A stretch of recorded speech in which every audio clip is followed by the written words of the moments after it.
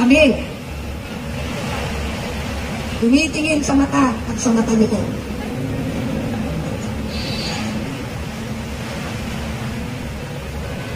Alang-alang sa bayan nito. Alang-alang sa pamilya nito. Alang-alang sa kapwa Pilipino. Salamat. Salamat sa pagpunod. Makapulis po. Nagpapa-implement din po.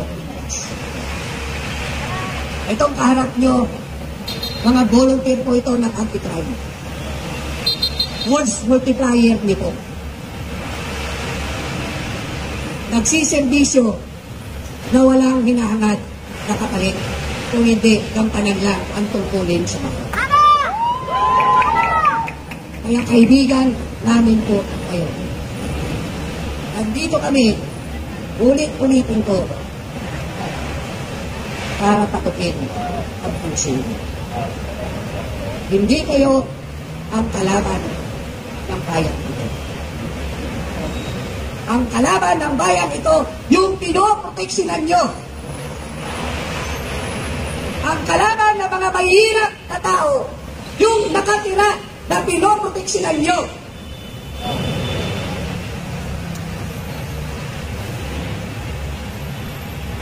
Ang nagpapahirap sa bayang ito, ang mga politikong gahaman, politikong adik din sa pera.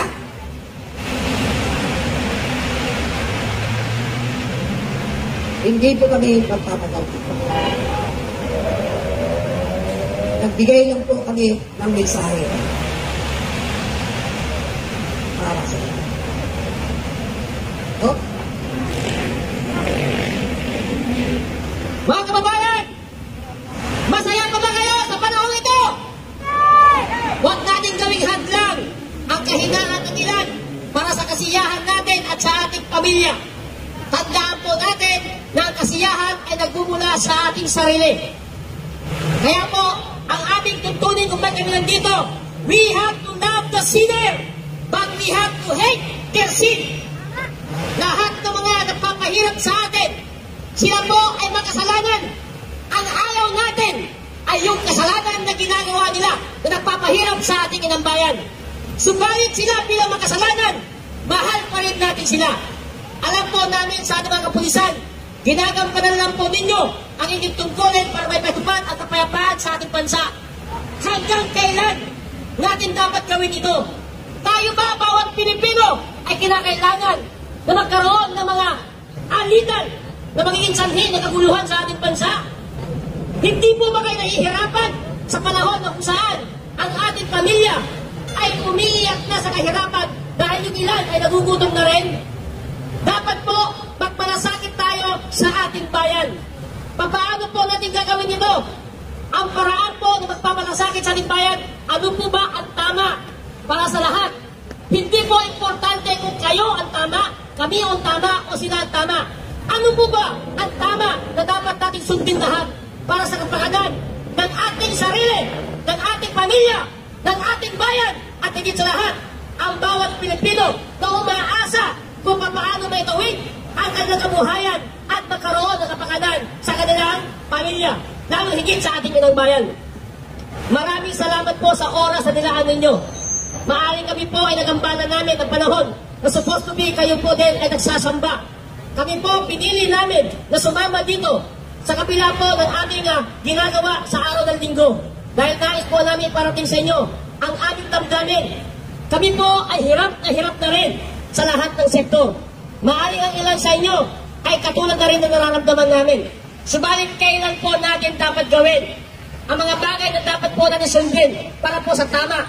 Dahil po ang tamang ito ay magbibigay po sa atin ng kapayapaan, kasaganahan, at higit sa lahat, ito po ang magbibigay sa atin ng gabay para po sa ating kinakaharap. Maraming salamat po sa inyo. Yung inyong pong pinoproteksyon at kababayan ko po yan. Yan po ay aming nirerespeto. Mahal po namin siya bilang bahagi po ng aming layunin. Dahil lahat naman po tayo nagkakasala. Ang ayaw lang po namin, masyado na lang minahal ang kanilang kahinaan sa kanilang pagiging malupit sa bawat isa sa atin. Tanong natin ngayon sa ating sarili, hanggang kailan tayo dapat magtitiis? Kinakailangan po natin magkaisa sa layunin na dapat natin ay pagtupad at tama para sa Pilipino. Dahil hindi po natin deserve na maghirap ng katulad na ngayon. Nagkakaroon po tayo ng away, gulo, at nagpapahirap sa ating lupunan. Kaya po ang hangad namin ay maramdaman po ninyo ang aming damdamin sa aming ginagawa. Kami po lahat dito ay volunteer lamang. Wala po kaming nais na magkaroon po na sa guluhan dahil yan po ay hindi namin hangarin sa buhay. Ang gusto po namin, iparamdam namin sa inyo na kami po mismo na private sector at naglilingkod din sa ating inang bayan. Kami po ay nakikisa.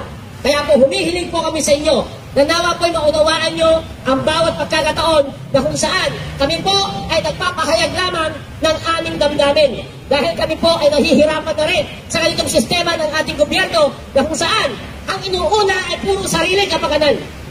Halos lahat nawala na ang naman ng ating kayamanan sa ating bayan. Kinakantam na at tanong, kailan tayo dapat gumising? Nakabaon na tayo sa utang. Ano po ba ang dapat natin gawin? Kailan tayo dapat makialam sa ganitong sistema na nagpapahirap sa ating lipunan?